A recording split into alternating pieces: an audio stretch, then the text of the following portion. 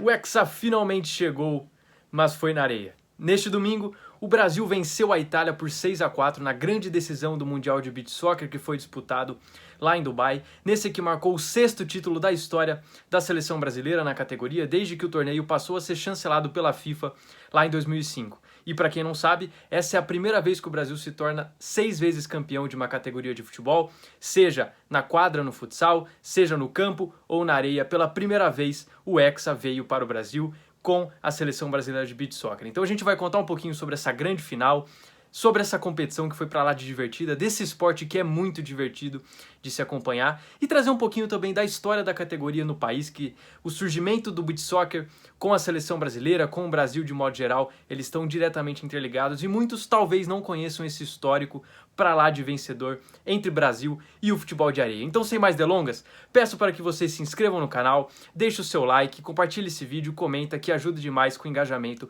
aqui do canal. Então agora, partiu falar sobre o Brasil hexacampeão mundial no futebol de areia.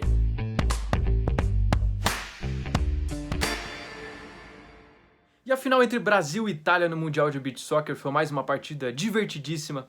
da competição, em que o Brasil venceu por 6-4 os italianos, mas foi um jogo bastante complicado, com reviravoltas, em que a Itália saiu na frente, nesse duelo que colocou frente a frente o Brasil tendo o melhor jogador do mundo, o Rodrigo, camisa 9 da seleção, que foi nomeado um pouco antes da Copa do Mundo começar, e a Itália com o melhor goleiro do planeta, o Casapieri, que fez um jogaço, estava fazendo muita diferença nesse jogo, e um pouco antes também do torneio começar foi eleito como o melhor goleiro do mundo. Então já tinha esse ingrediente mais especial entre Brasil e Itália. Brasil e Itália que já fizeram uma final da Copa do Mundo de Beach Soccer lá em 2008, em que o Brasil também se sagrou campeão. Mas como eu vinha falando, foi um jogaço de gols muito plásticos, talvez a melhor partida do Brasil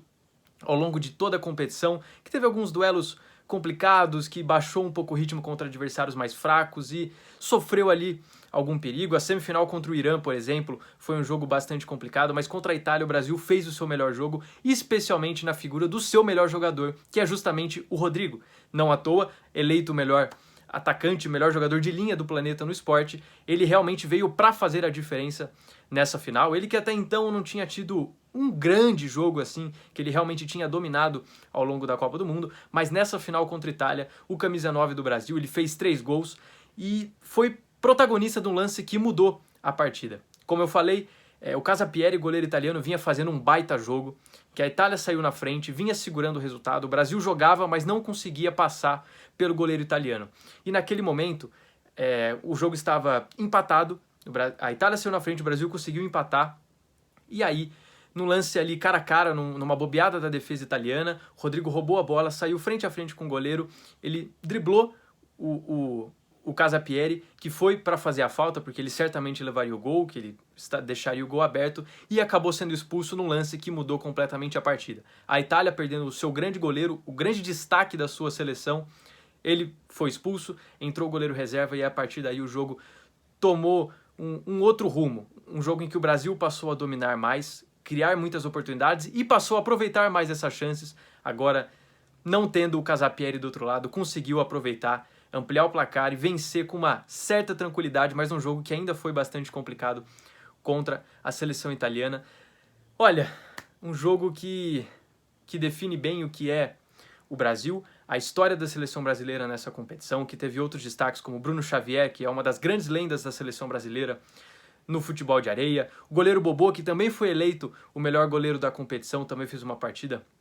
muito boa, Catarino, a grande referência na defesa brasileira já há uns bons anos, então é uma seleção muito talentosa e que não vencia desde 2017, mas agora conseguiu conquistar o hexacampeonato, o primeiro hexacampeonato do futebol brasileiro em qualquer terreno que seja. Então é uma competição muito divertida, desse esporte muito divertido, tem um final perfeito para o Brasil, que volta a ser campeão, uma campanha 100% de aproveitamento, que o Brasil, na fase de grupos, venceu contra o Oman, venceu contra Portugal, essa que é a maior rivalidade do beach soccer, Brasil e Portugal. O Brasil conseguiu bater os rivais europeus. Contra o México, um jogo que era para ser uma goleada para a seleção brasileira, que tem uma diferença muito grande para a seleção mexicana, mas que o Brasil conseguiu vencer apenas no último segundo da prorrogação, numa partida também para lá de emocionante. No mata-mata, o Brasil venceu o Japão por 8-4 nas quartas. Na semifinal, mais um jogo duríssimo contra o Irã na semifinal, uma seleção fortíssima também do universo do beach soccer. E agora na final, o 6-4 contra a Itália para garantir, para coroar o Brasil com a sua 6ª estrela no futebol de areia. Então, como eu falei, é um esporte divertidíssimo que quem não gosta, se você gosta de futebol e não gosta de beach soccer, é porque você não deu oportunidade. Porque é um esporte muito dinâmico, com lances muito plásticos, bicicletas, jogadores com um domínio, um controle de bola impressionante, porque a bola quase não corre na areia, então é um desafio muito maior. Então você vê lances muito bonitos, grandes defesas. Cara, é um esporte fantástico e a Copa do Mundo de Beach Soccer é sempre um evento que eu fico muito ansioso para acompanhar e não decepcionou. A edição desse ano em Dubai foi para lá de divertida e se encerra com o título do Brasil. O hexacampeonato não tinha como ser melhor. Então, é um Brasil muito vencedor, muito talentoso, mas que é mais do que este momento bom, porque o surgimento não apenas desse Brasil vencedor de 6 títulos e a grande potência do esporte, ele é muito mais do que isso, porque se não fosse o Brasil e alguns personagens da história do futebol brasileiro, talvez a categoria nem existisse da forma que ela é hoje, ela que ainda é um esporte relativamente recente, que surgiu apenas em 95, se tornou um evento chancelado pela FIFA, né? A Copa do Mundo chancelada pela FIFA apenas em 2005, então é uma história muito bacana e que muitos talvez não conhecem e que eu vou contar agora nessa segunda parte do vídeo sobre essa relação tão pesada, tão marcante entre o futebol de areia e o Brasil. E o surgimento do beach soccer, como conhecemos hoje, ele está diretamente ligado com o surgimento da seleção brasileira, especialmente com a figura de um ex-jogador que fez muita história no campo e que foi uma peça fundamental para o surgimento do futebol de areia como conhecemos hoje. E eu falo de Maestro Júnior, o ídolo do Flamengo, campeão da Libertadores, campeão do mundo, hoje comentarista da Globo há bastante tempo. A história começa quando ele estava em 1993 nos Estados Unidos e ele viu em uma praia americana pessoas jogando, brincando na orla da praia, um futebol de areia de uma forma diferente do que ele estava acostumado a jogar no Brasil, na praia de Copacabana, em que aqui era mais comum um esporte, mais a versão de campo, só que no terreno, na areia da praia, com 11 jogadores, um campo maior. E o que ele viu nos Estados Unidos, naquela ida dele à América do Norte, foram as pessoas jogando, brincando em um campo reduzido, com menos jogadores, um jogo diferente, mais dinâmico do que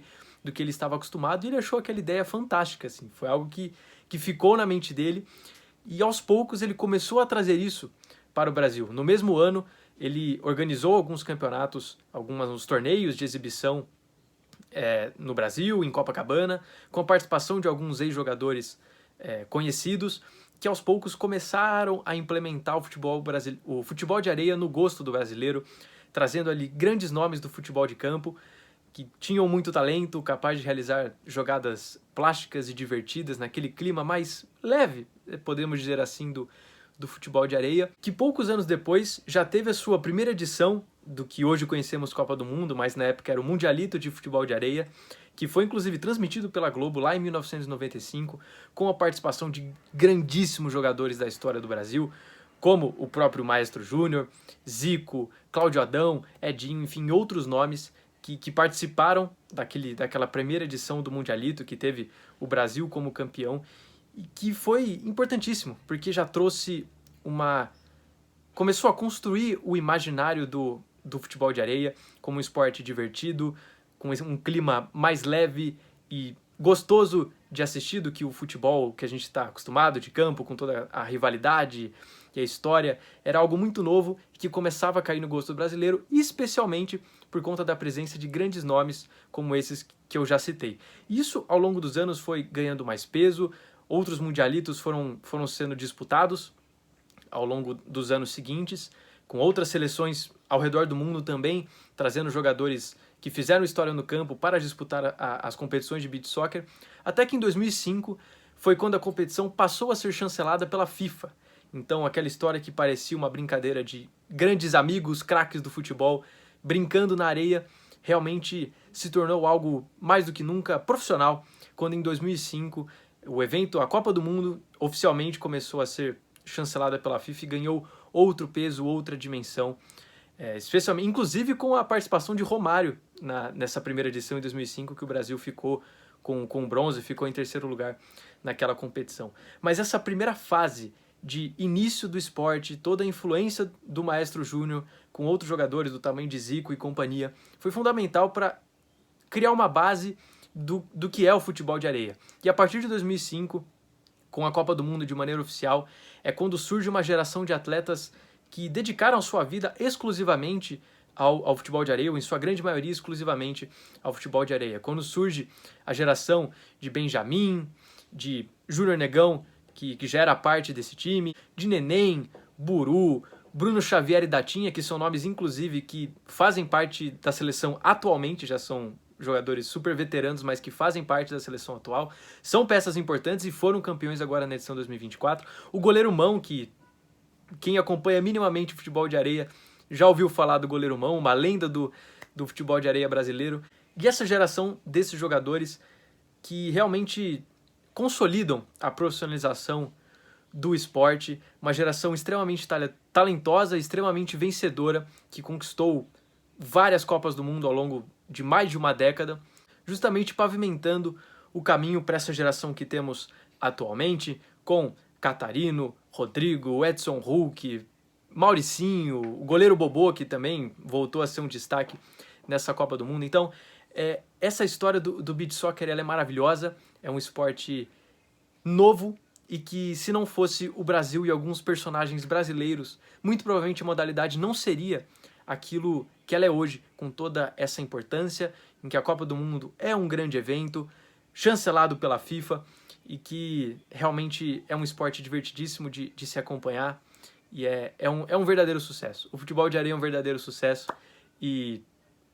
se você ainda não deu uma chance para esse esporte, para essa modalidade, eu tenho certeza que você não vai se arrepender. Então, fique esperto, porque em 2025 está chegando, já haverá uma próxima edição lá em Seychelles para você acompanhar deste esporte que tem nas suas raízes o Brasil, a seleção brasileira, e que agora conquista o 6º título de sua história. E eu tenho certeza que daqui para frente, para os próximos anos, com a geração talentosa que o Brasil tem e tudo aquilo que já foi construído, a tendência é que a nossa seleção continue brigando muito forte ao longo dos próximos anos. Então, vamos ver o que acontece em 2025, mas a edição de 2024 já ficou para a história, com mais uma conquista da seleção brasileira de beach soccer. Muito obrigado pela sua audiência, obrigado pela sua paciência. Aproveito para pedir aqui, mais uma vez, por favor, dê essa moral para o canal do Salchuk, para esse projeto que está dando apenas os seus primeiros passos, mas já que tem sido motivo de muito orgulho, muita alegria para mim. É muito bom ter vocês aqui comigo ao longo desta trajetória